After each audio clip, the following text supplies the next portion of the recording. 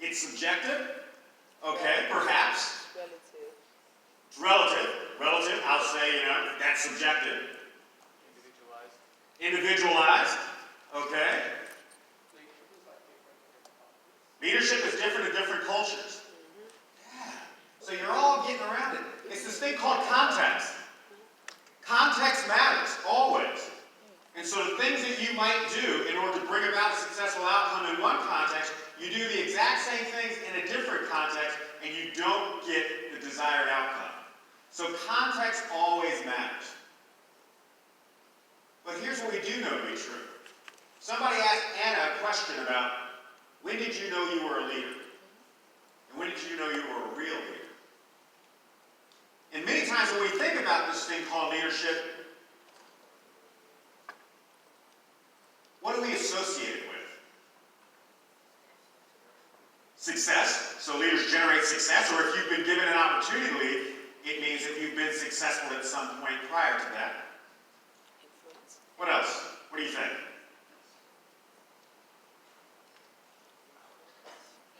He's like, I don't know. This is tough. This is tough. It is tough.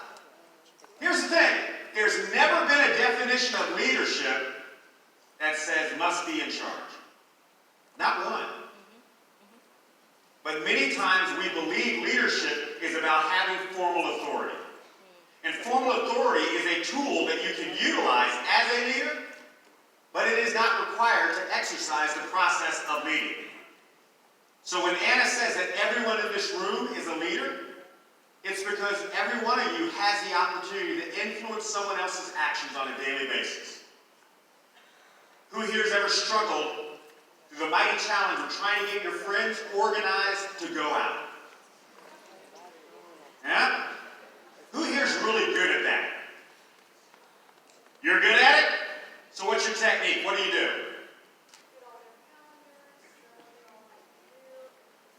So you coordinate their calendars, you give them a plan, you then take out a whip and say, listen, there will be consequences if we do not do what's on this plan. All right? So you try to structure their activities, you then motivate them through sheer will. All right? Yeah. That's an act of leadership, even though nobody gave you formal authority. Many times if you ask somebody the question, name a leader you admire, who do we automatically go to? Barack Obama, perhaps. All right? We go to noted figures, what I call the great man or great woman. If you then change the question and say, tell me about someone who made a positive difference in your life, then the answer changes. Teachers, parents, coaches, you name it.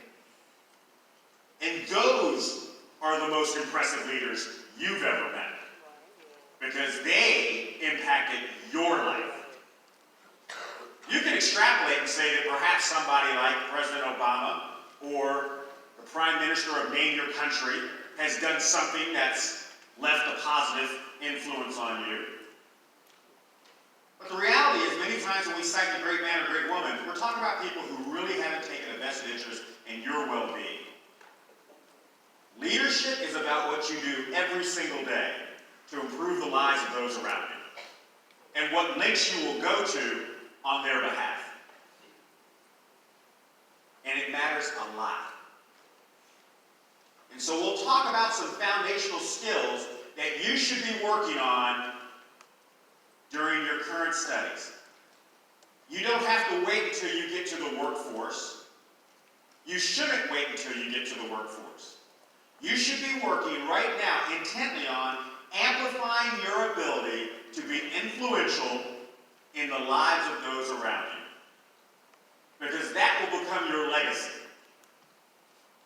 Words have meaning. Does anybody know what legacy is derived from? What we call the etymology of a word. We have lots of folks in here who have high-powered educations, had parents that were sadists and made them do all kinds of things they didn't want to do. Does anybody know where legacy comes from?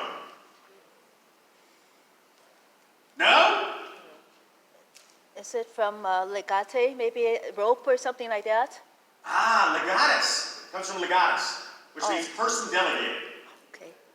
Which means your story will not be told by you. When someone elects to tell your story, what will they elect to say about you? And will the story they tell be commensurate with the one you were trying to craft? You should never leave your legacy to chance. Great leaders don't. Great leaders always seek to craft a narrative that they can be proud of. Because that narrative will be rooted in what they elected to do on behalf of others. And so you should be working intently right now at a young age to think about what impact do you want to make on the world? How will you go about influencing the actions of others? Because that will become your legacy. And that legacy will not primarily be rooted in wealth. It will not primarily be rooted in title. It will be rooted in emotion. How did that person make me feel? Did that person take me to a place that I was desirous of going? Did they serve as a champion, not just as a critic? These things matter, and they matter a lot. And so we'll talk about the importance of acquired experience as well as it pertains to forging that legacy. Because experience really matters, and we know a lot about the importance of experience from having examined it here. And then the last thing is the power of grit. The things that you are desirous of doing going forward will not be easy. Does anybody here fancy himself an athlete? All right, we've got a lot of athletes in the room. You're too young to be like me, a decaying athlete. And so, if you're an athlete, how do you grow a muscle? Say that louder. You have to tear it. Absolutely. It's not just about working it out. To grow a muscle, you have to tear it. Tear it too little, doesn't get any stronger. Tear it too much, irreparable harm. Tear it the right way, and the fibers grow back stronger. Great leaders and great leader developers are always engaged in a purposeful series of tears, in themselves and in those around them. You need to know right now in your studies, what tears are you making and why? Because intentionality is your friend. Do not leave things to chance. Be very intentional about what tears you're committed to making, and those tears should be associated with amplifying something that will allow you to more positively influence the world around you.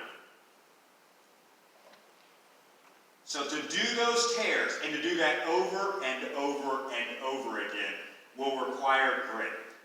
And so we'll look briefly at the work of Angela Duckworth out of the University of Pennsylvania. So I know you've been talking about the future of work. What are some of the things you believe one must be conversant in going forward? And what don't we know that we're going to need to know in the future? So what is it today that we need to gain insight into so that we can be successful going forward? What do you think? Anyone? Ethics. Okay. So we know the importance of ethics, right? But yet we still see unethical behavior on a regular basis. So we think we know a lot about how we can develop ethics, but yet we still see environmental challenges as it pertains to ethics. But as technology pulls us farther and farther away from human interaction, will the prospect for behaving in an unethical way decrease or increase? What do you think? More opportunities for unethical behavior. So you still have to be grounded in the ethics. Awesome. Anything else that we're going to have to think about going forward? Synergy. Synergy. How do we create it? You've got a complex environment. Lots of different things going on. So how do we actually integrate our activities to create something that's better than just the mere summation of individual efforts? Awesome. because there is a lot of complexity out there, and we still haven't figured out how do we successfully do that. Please. New definitions of accountability and transparency. New definitions of accountability and transparency. So here's an interesting thing about that. Why would new definitions be required?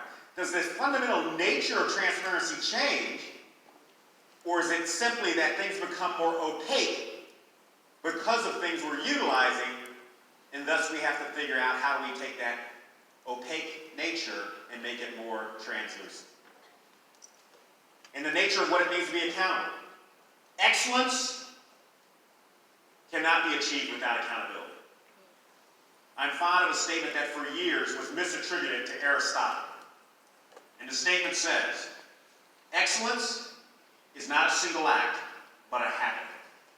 We are what we repeatedly do. If you treat excellence as if it's episodic, one day you're going to go to proverbially flip the switch and find you didn't pay the bill. Excellence is not something you just decide, today I'm going to be excellent. Excellence is rooted in habit. And so habit is all about accountability. And organizations many times say we want to be highly accountable, but there's no such thing. There's only accountable, partially accountable, and unaccountable. And most people and organizations are partially accountable. If you simply become accountable, that you merely do that is being asked of you, always, you will not be viewed as ordinary, you will be viewed as extraordinary. And so can you develop the discipline to simply do that which you're supposed to do, when you're supposed to do it, the way you're supposed to do it, every single time? Because if you do that, you will be extraordinary.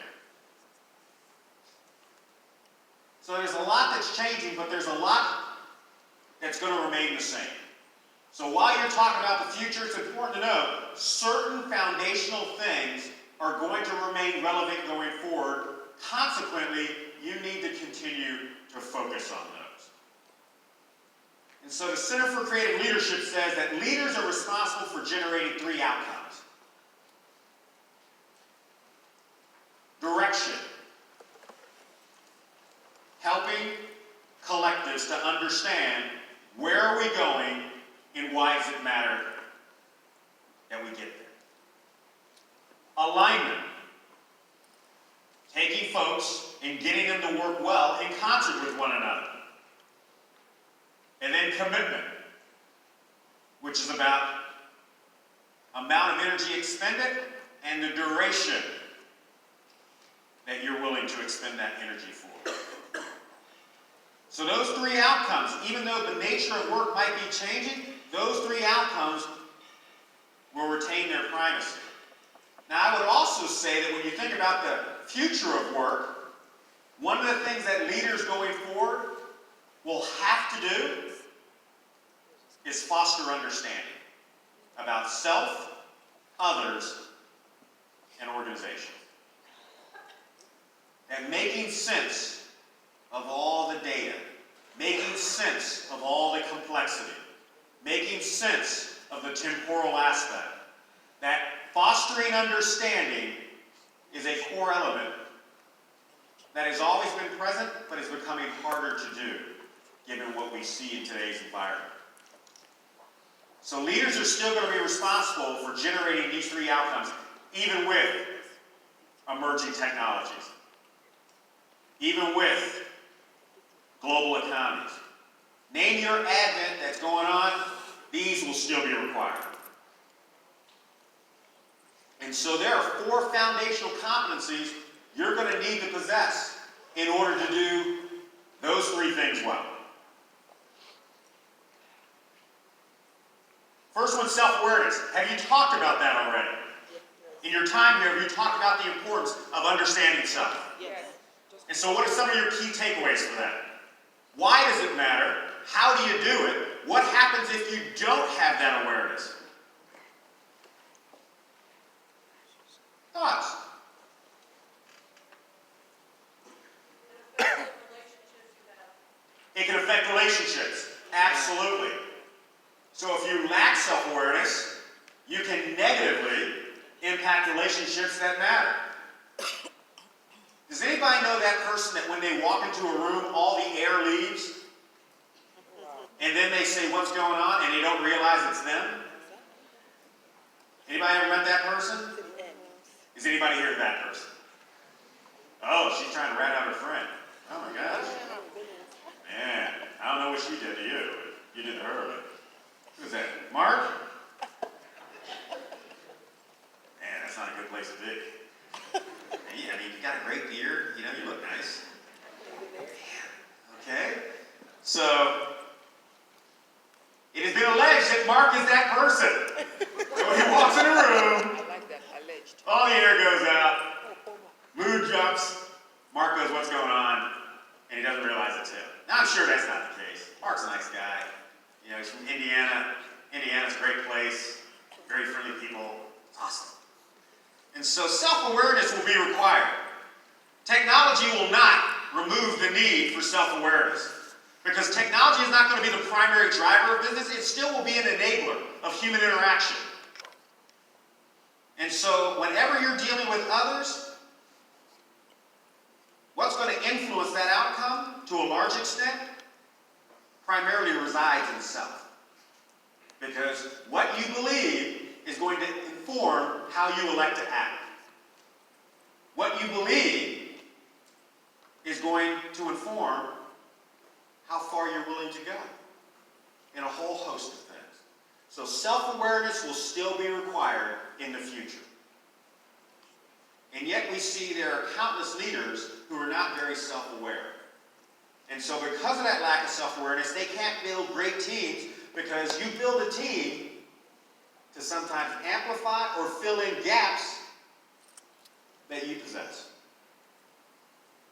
And so you can't build the right team without knowing who you are and what you must do. Additionally, communication. Communication will remain important. Can anyone here think of a situation where the need to communicate effectively will be marginalized going forward? No? It's not possible. Okay. Now here's the thing. Is technology making it easier or harder to communicate in an effective manner? Easier. Depends. I like that. The great answer. So, make an argument as to why. Why is it depends? Can anybody hear him? No. All right, so jump on that thing. Outstanding. Hello. Okay.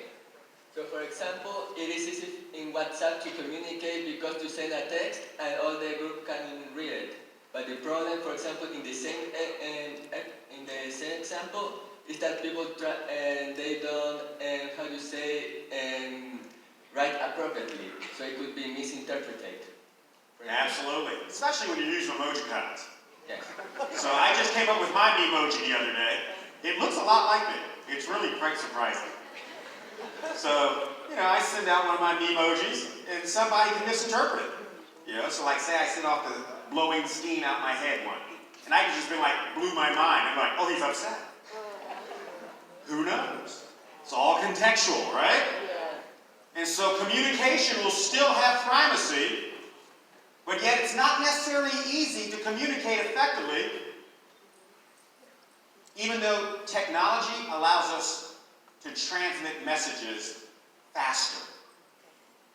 Learning how to be effective in our communications is still important. And I will tell you, as somebody who has the privilege of working at one of the world's great institutions, I continue to see writing skills declining.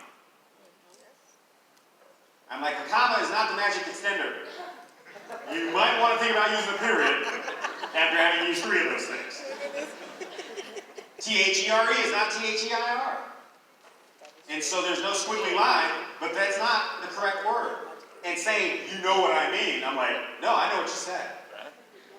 I had the privilege of working at the White House for 2 years. And one of the individuals I had in graduate school had also worked in the White House. His name's David Gergen. Former editor of U.S. News and World Report, had worked for 4 U.S. presidents. And I remember something that Gergen told me in his first day of class in graduate school. Sloppy writing denotes sloppy thinking. If you want to be taken serious, learn how to express yourself in a serious way. And so you can't get into this habit of just sending incomplete sentences on your text and, smiley face, name what your thing is. One can argue there's a time and place for that, but that's negative habit transfer. It's carrying over into your professional activities. It's carrying over into how you seek to influence the actions of others. Communication will remain important, and you need to work on it now. Always strive for clarity. Always strive for concision. Always strive for precision. All of it matters. And you can work on it every single day. Not just when you're doing a graded paper.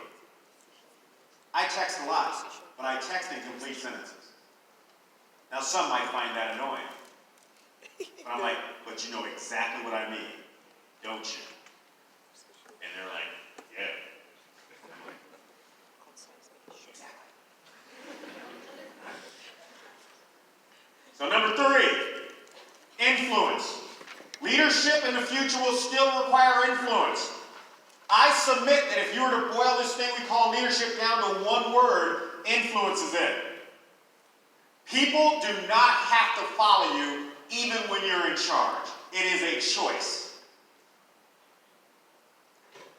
So if you understand that, you will behave differently. Because you'll think intently about what is necessary to positively influence this person's behavior, or this group of people's behavior. And that's art that can be informed by science. We know a lot from a science perspective about how human beings are influenced to do a variety of things. Classic motivation theory, organizational behavior topics, social psychology, all of it informs this topic. But you must learn how to become an expert at the art of influence. And once again, technology can aid in your influence efforts, but technology alone won't take the place of influence efforts. So this will remain a foundational competency for leaders going forward. Then the last thing is that leaders will still be required to learn. There's been a whole body of research that's transpired over approximately the last 20 years that examines this thing we call learning agility. And here's why it's important. When trying to determine someone's potential to operate as a successful member of your team, what's the number 1 indicator of potential? Okay, willingness to adapt, we'll put that out there. Somebody said willingness to learn, we'll throw that with willingness to adapt. Any others? How fast you pick something up, okay. Accepting critique, all right. Growth. These all explain some of the variants, but you haven't hit on the number 1. Willingness to work. Willingness to work, all right. Number 1 indicator of potential, past performance. First thing you look at when trying to assess someone's potential, where have they been and how did they do? That's the whole point of a resume, right? But the number 2 indicator, what do you think it is? GPA? Yes!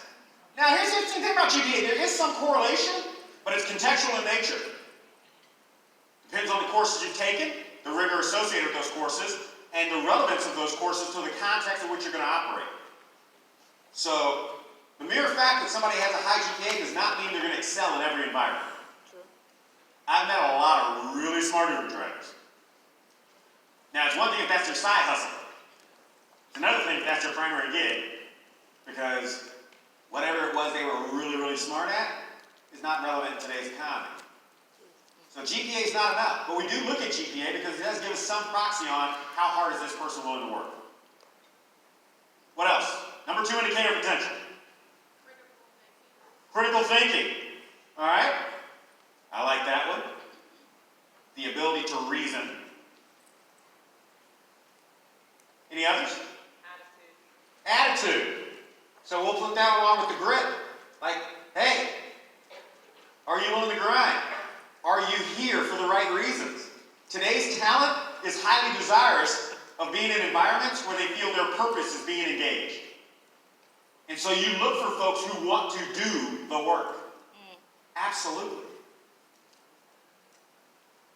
Number 2 indicator Ethics. is how well somebody learns. Research indicates that how well somebody learns is the number 2 indicator. And why does this matter? Because in a world that's ever changing, you have to learn new things routinely. And so one of the things I always extol the virtues of is your inverse resume. Your resume is always going to have all your successes. But always be careful of the person who in the interview, tell me about something that you wish you could change about yourself, or something you struggle with. And they always give some example like, my only thing is I work too hard. My standards are too high. An inverse resume requires you to list what are all the things that you experienced setbacks on in each of your jobs, what did you learn from that, and how are you applying it today? This goes back to self-awareness, because if somebody can't write a great inverse resume, they lack self-awareness. They also lack humility. And so that inverse resume is a great exercise. I encourage all of you to go through it. But there are 9 behaviors that are associated with learning agile people, and you'll need to amplify those going forward, like feedback seeking, risk taking, ability to share, ability to digest and move on quickly. So the future will require you to still learn effectively. And here's the thing about learning, you can't outsource it. And it's not just about ripping statements out of context from snippets you read somewhere. Primary thing that I learned when I went through a doctoral program is question everything. It transformed the way I think. I can't look at a statistic and simply take it at face value. I'm like, what was the sample size? Who was in the sample? Was there self-selection bias? What analysis do they apply to this? Because I can twist anything if I know how to do data analytics well. And so I can look at stuff, and it might have meaning, but I have to examine the work behind the stack. And so learning how to learn is going to be your friend going forward. Learning doesn't end when you leave school. You must commit yourself to becoming a master of learning if you are to remain relevant. Here's a statistic that'll shock you. Research out of Credit Suisse. Half of the companies that are currently on the Standard & Poor's 500 index, these are companies that are top of their industries, half of them will no longer be on that index 10 years from now. That's 250 companies across a variety of industries that will no longer be on that index just 10 short years from now. And guess what? The majority of those companies won't simply fall off, they will fall out of existence. The average lifespan of a publicly traded company today is 18 years. Recent research indicates it's compressed to as little as 15, and it's continuing to compress. The cycle of disruption, creation, and destruction is accelerating. And if you are to remain relevant, you must learn. And then you have to take that insight, adapt it, and apply it to whatever context in which you reside. Learning will play an indispensable role in your future going forward. And leaders have always had to learn. But the challenges associated with learning today are greater than they've ever been. But it will remain a foundational skill. So these are 4 things, 4 basics that are not going to change even though the future of work is changing. Leaders will be required to remain self-aware. They will be required to communicate effectively. They will be required to influence others, and they will be required to not only personally learn, but to drive learning within their teams. These things are not going away. So given the fact they're not going away, what are you doing to make them part of your current set of activities? Because this is how you create a value proposition that others will want to access when you're departing school. And so there's three primary buckets that account for how leaders are developed. What do you think they are? When thinking about what accounts for how someone elects to engage in this process we call leading, what do you think they pull from? Experience, all right, we'll put that in one bucket. Anything else?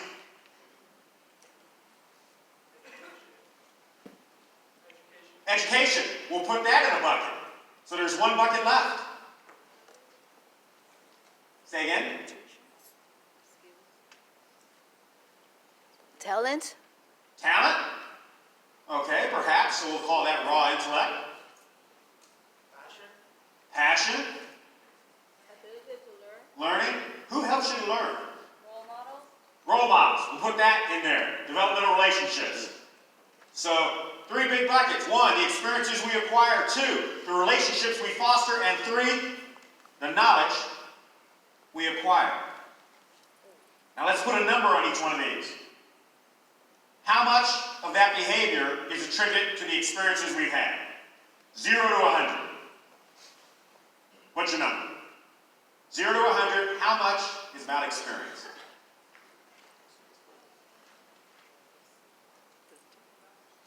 %, all right? At least 55 still out there to be allocated. So where does the remaining 55 go? What do you think? All right? How much for relationships? 60. 30. There's 55 left in it. 30. So 30 for relationships, so 25 for coursework and training. So basically what you said is the work that I do matters not that much. Thank you. Thank you for that validation. All right? So, who here has ever heard of this thing called a 70-20-10 model? Anybody? You've heard of it? What is it? I know it.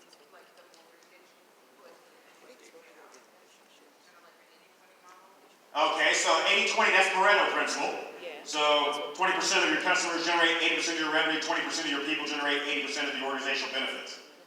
And so you're asserting that the 70-20-10 model is something where one number leads to much larger numbers. That is a great answer. It is entirely incorrect. You know? Now he doesn't want to say anything. His hand was up earlier. Now he's like, no, I'm just going to let her swim in that. No. So when we talk about the 70-20-10 model, this is it. How they develop their talent, they employ a 70-20-10 model. 70% is about the experiences they're giving their people. The adage, experience is the best teacher, this is where it comes from. The experiences we amass have the highest amount of predictive validity as it pertains to how we're going to behave in a future experience. Recent research shows that number is now vastly between 50 and 70 because of advances in education, because of action learning, blended learning techniques, technology, you name it. We've held steady around 20% on developmental relationships. Now the interesting thing about developmental relationships, they help us to gain access to the experiences. They also underwrite the risk associated with an experience. And they help us to learn from those experiences. Think about your parents. Did your parents ever have to let you gain access to an experience that was risky? Name one. There you go. Perfect. Driving. So they can send you to driving school, they can sit there, doing a death grip when they're in the passenger seat trying to help you learn how to drive. But there comes a point where they have to give you the keys and say, all right, here you go. But they're going to continue to monitor how you're doing. Every so often they're going to have you drive with the family.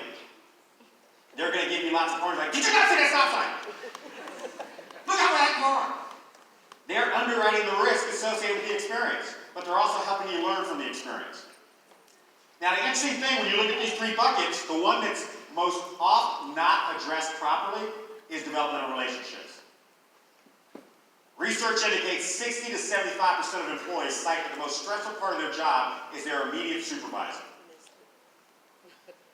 Research also indicates, on average, only 19% of the time are people leaving an organization because of money.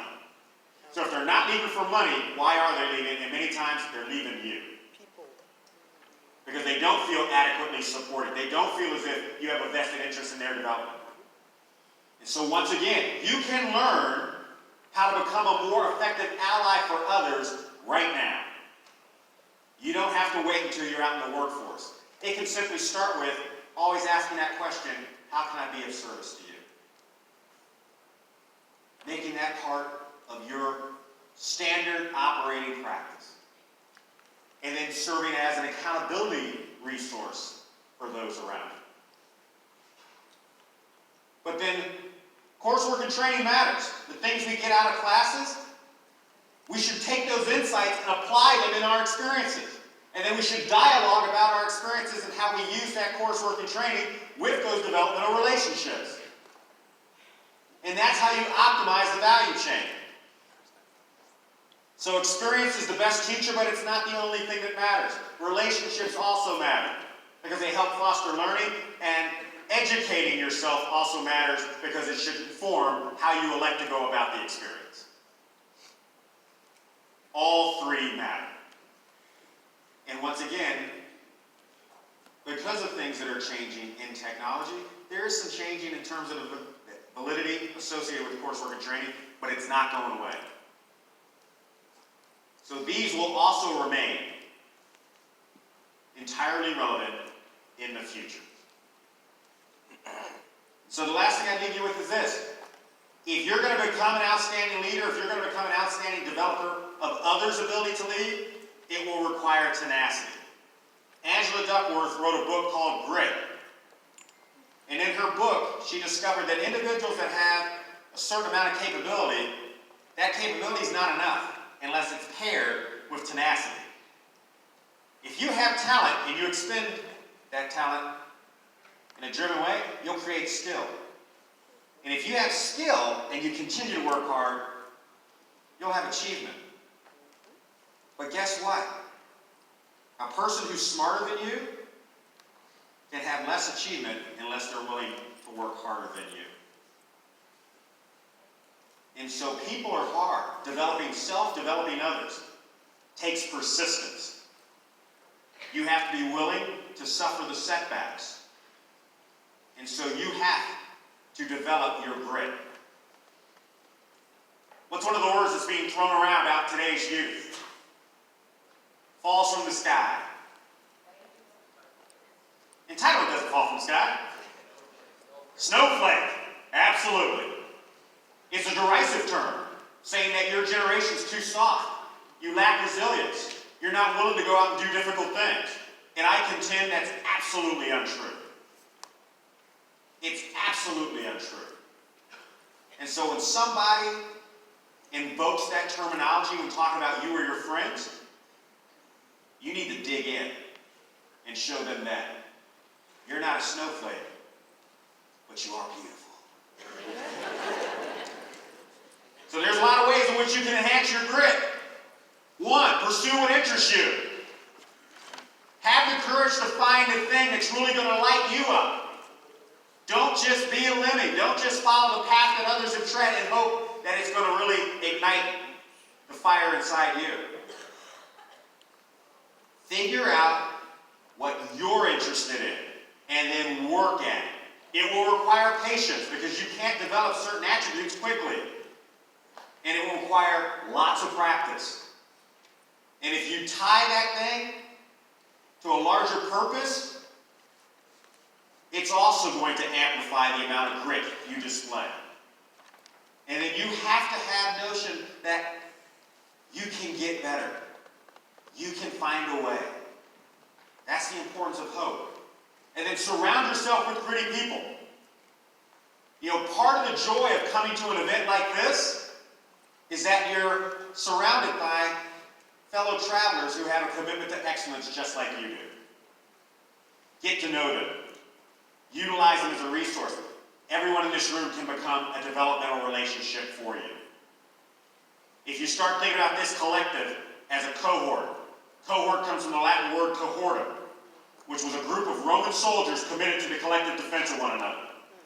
For this conference to be a success, do you walk out of here feeling like the people in here will have your back going forward? That can happen, but it doesn't just happen by chance. You have to build it. So what will you do to build those enduring relationships? Because if you can surround yourself with gritty people, they will encourage you to push when others are saying, let up. Anybody know that person from high school that when you mention something that you're trying to do and everybody's like, who cares about that? It's like the crab bowl effect. You know, you're trying to crawl out and they're just trying to pull you back in. You do not want to be surrounded by those people.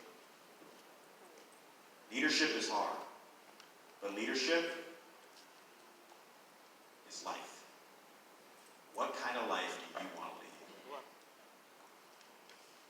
So a few things, keep in mind. One, context is always shifting. The ground is shifting beneath your feet. Whether it's cyber topics, AI, globally distributed work teams, inclusion topics, you name it, the ground is always shifting beneath your feet, but the basics of leading have not. The basics are still the basics for a reason. So work on those 4 foundational competencies before you enter the workforce, and continue to work on them once you're there. Fortune favors the prepared. And think intently about what experiences are you committed to acquiring and why. Experience is the best teacher, but it's not the only teacher. Don't leave the acquisition of experiences to chance. And then it will require tenacity. If you're doing something that matters, the prospect of a setback is always present. If you're always crushing it, odds are you're not doing something that's challenging.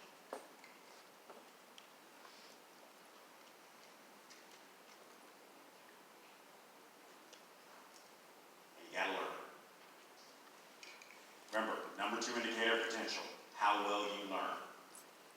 And it's not just learning things that are in a book.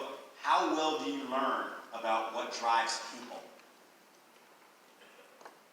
Somebody can know everything there is to know in a book, but I'm like, do you understand that person sitting right across from you?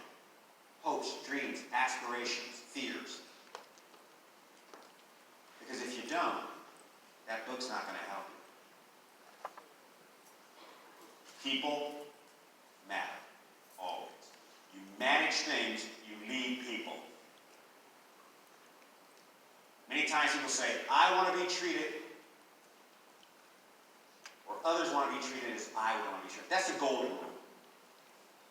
I would have you think about the platinum rule. Treat others as they want to be treated. And if you do that, odds are you're going to craft a legacy. You'll be proud. Thank you very much.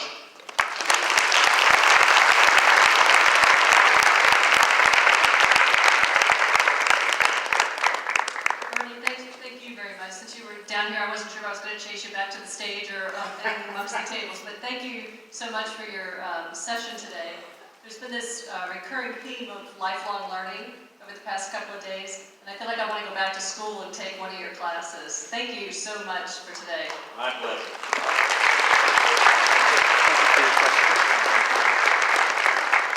So for everybody else, it's time to transition to lunch. Time to eat.